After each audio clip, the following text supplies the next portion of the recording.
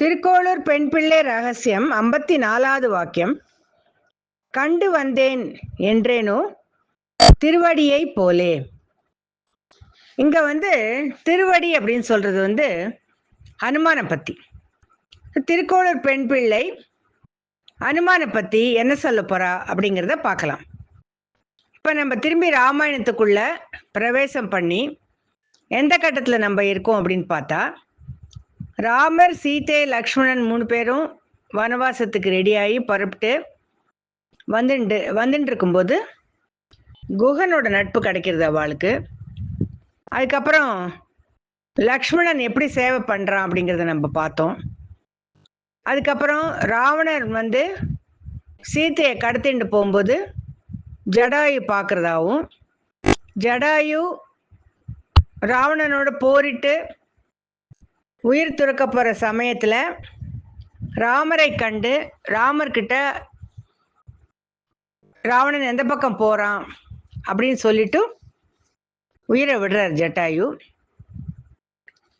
இப்ப ராமர் அடுத்த கட்டமாக சுக்ரீவன் இருக்கிற இடத்துக்கு போயிட்டு சுக்ரீவனோட நட்பு கொள்றார். இப்ப சுக்ரீவனோட உதவினால சீதையை கண்டுபிடிக்க போறார். இப்ப சுக்ரீவன் தன்னுடைய வானர சேனைகளை 4 பக்கமும் அனுப்புறான். அப்ப ஹனுமார்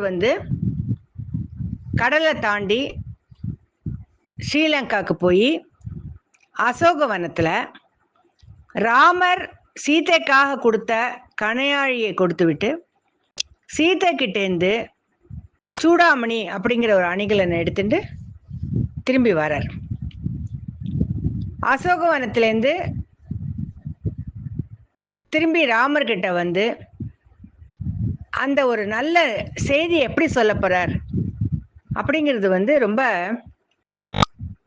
அதிகமாக பேசப்படும் ஒரு வாக்கியம். இந்த வாக்கியம் நம்ம எல்லாரும் ஏதாவது ஒரு விஷயத்த சொல்ல வந்தோம்னா சுத்தி வளைச்சு பேசுவோம் இல்லையா? கேட்கிறவளுக்கு ரொம்ப முக்கியமா இருக்கும் அந்த விஷயம். நம்ம சுத்தி வளைச்சு பேசும்போது அவளுக்கு பொறுமை இருக்காது அதை கேட்கறதுக்கு. ஆனா ஹனுமாரை சொல்லின் செல்வர்னு குறிப்பிடுவா. சீதையை கண்டேன் அப்படின்னு சொல்ல மாட்டார், கண்டேன் சீதையை அப்படின்னு சொல்லுவார்.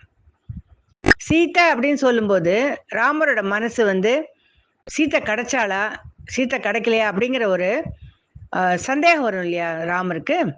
அதனால ஆஞ்சநேயர் கண்டேன் அப்படிங்கிற வார்த்தையை முதல்ல போட்டுருவார்.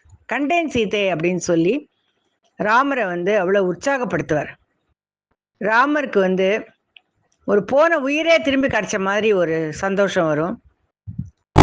அவர் ஹனுமார்கிட்ட கேட்பார், நான் நாட்டு ராஜாவா இல்லை, நான் இங்க ஒண்ணுமே இல்லாம இந்த காட்டுல இருக்கேன், உனக்கு கொடுக்கறதுக்குன்னு பார்த்தா என்கிட்ட ஒண்ணுமே இல்லை, நான் என்ன கொடுக்க போறது உனக்கு பரிசு, என்னத்தை கொடுக்கறது நான் பரிசு அப்படின்னு ரொம்ப வருத்தத்தோட சொல்லிட்டு, நான் என்னையே கொடுக்குறேன் உனக்கு ஆஞ்சநேயா அப்படின்னு சொல்லிட்டு அவரை ஆற தழுவிக்கிறார். இப்ப இந்த காட்சியில அனுமன் எப்பேற்பட்ட உதவி செய்திருக்கான் அப்படிங்கிற மாதிரி விவரம் நமக்கு கிடைக்கிறது. இதுக்கு முன்னாடி அனுமாருக்கு நிறைய கஷ்டங்கள்லாம் அங்க வருது. நிறைய விஷயம் இதை பத்தி மேல தெரிஞ்சுக்கணும்னா நம்ம சுந்தரகாண்டம் அந்த ஒரு சாப்டர் ராமாயணத்துல படிச்சா நிறைய விஷயங்கள் நமக்கு கிடைக்கும்.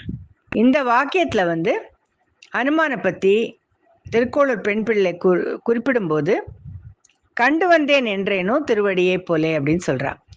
அனுமார் மாதிரி நான் எந்த உதவியும் பண்ணலையே ராமருக்கு.